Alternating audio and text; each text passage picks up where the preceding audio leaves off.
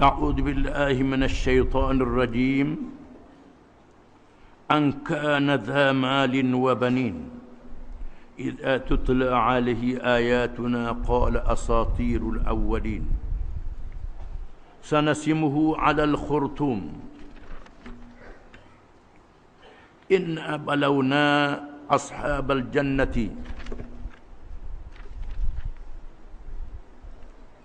إذ أقسموا ليصرمنها مصبحين لا يستثنون فطاف عليها طائف من ربك وهم نائمون فأصبحت كالصريم فتنادوا مصبحين أن اغدوا على حرثكم إن كنتم صارمين فانطلقوا وهم يتخافتون ألا يدخلنها اليوم عليكم مسكين وغدوا على حرد قادرين قال أوسطهم ألم أقل لكم لولا تسبحون قالوا سبحان ربنا إنا كنا ظالمين فأقبل بعضهم على بعض يتلاومون قالوا يا ويلنا إنا كنا طاغين عسى ربنا أن يبدلنا خيرا منها إنا إلى ربنا راغبون كذلك العذاب والعذاب الآخرة أكبر لو كانوا يعلمون.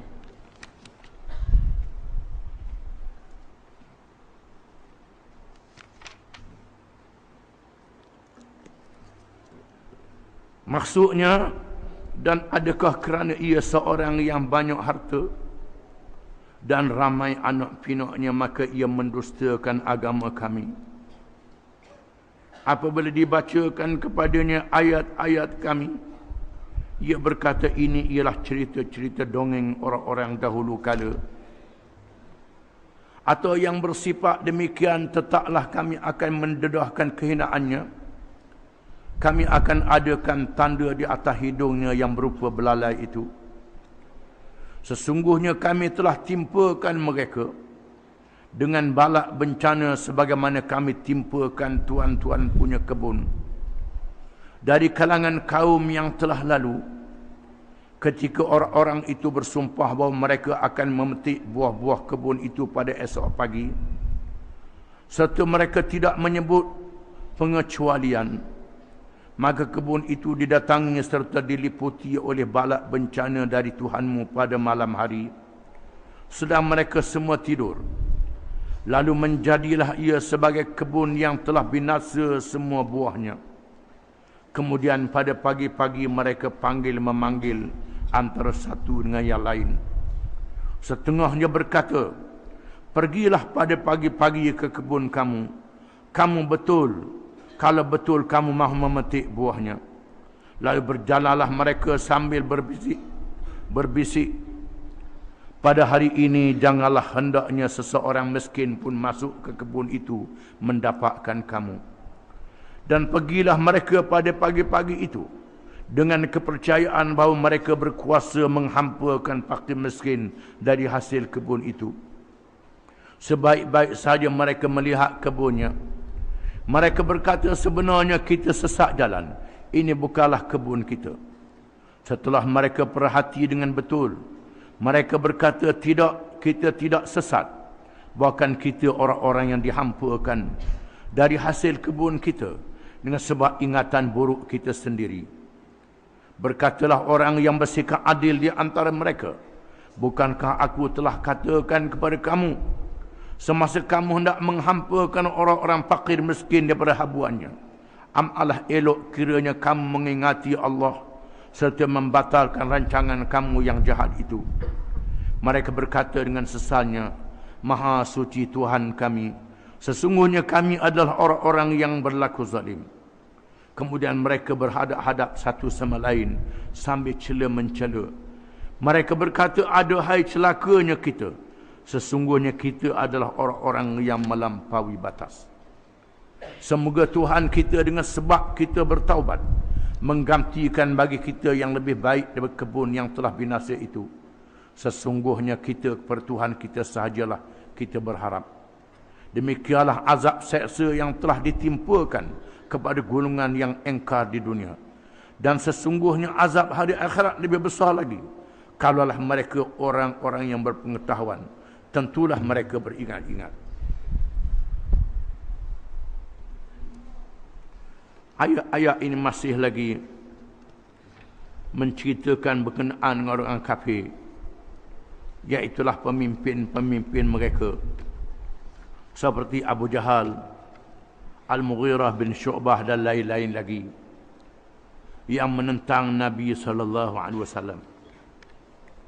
Di antaranya mereka berbangga kerana mereka banyak penyokong, khususnya di kalangan anak-anak cucu mereka yang ramai, kaum keluarga yang ramai.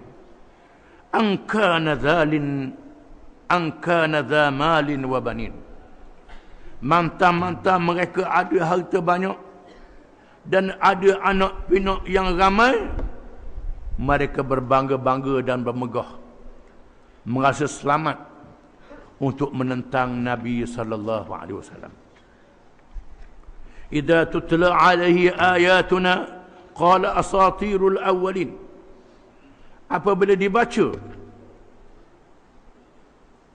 kepadanya ayat-ayat kami, iaitu ayat-ayat Quran yang diwahyikan kepada Nabi sallallahu alaihi wasallam, yang disebut di dalamnya pengajaran-pengajaran, termasuk di dalamnya kisah-kisah umat yang terdahulu seperti kaum Ad, kaum Samud, Fir'aun dan lain-lain, yang mereka tengok tanda, ada buktinya, kesan-kesan kaum yang dimusnahkan. Walaupun demikian mereka menganggap Nabi bawa cerita dongeng, cerita nak hibur hati saja. Muhammad ni bawa cerita dongeng. Inilah ucapan mereka yang jahat ketika mereka menentang Nabi sallallahu alaihi wasallam. Sanasimuhu 'alal khurtum. Kami akan burukkan dia di atas hidung mereka. Mereka dihinakan, disembamkan bila mereka tersungkur di dalam peperangan Badar. Dan para ulama mengatakan, khususnya Al-Walid bin Mughirah, Tuhan jadikan tumbuh daging di atas hidung dia macam belala. Macam belala untuk mengaibkan dia, dan tersembam. Termasuk di kalangan mereka yang dibunuh di dalam peperangan Badar, yang dicampak mayatnya ke dalam telaga setelah selesainya perang Badar. Itu balasan di dunia sebelum mereka menerima balasan neraka pada hari kiamat kelak. Idh balawnahum kama balawna ashabal jannah idh aqsamu la yusrimunnaha musbihin wa la yastathnun fatafa 'alaiha ta'ifun min rabbik wa hum naimun. Sepatutnya mereka menerima pengajaran daripada peristiwa yang berlaku di negeri Yaman. Ada satu kumpulan, satu kampung, ya Tuhan berikan kesenangan kepada kampung itu dengan kebun-kebun yang subur, buah-buah yang melimpah ruah. Mereka berbangga dengan kemewahan yang diberi kepada mereka oleh Allah Subhanahu wa taala. Tiba-tiba mereka didatangi oleh sifat kedekut, sifat bakhil. Mereka nak pungut buah hawa-hawa supaya orang miskin tak bangun lagi, dengan niat tak boleh beri ke orang miskin. Mereka lupa di sana ada zakat yang wajib diberi. Pertolongan kepada masyarakat yang boleh dibuat oleh mereka yang berada. Patutnya mereka sedar itu adalah perintah Allah. Kesenangan yang mereka dapat itu adalah rezeki yang diberi kepada mereka oleh Allah Subhanahu wa taala, bukan pada mereka sendiri. Tuhan beri rezeki tapi lupa pada Tuhan. Inilah perangai mereka yang kaya ni. Mereka yang senang macam Al-Walid bin Al-Mughirah dan rakan-rakannya yang menentang Nabi sallallahu alaihi wasallam.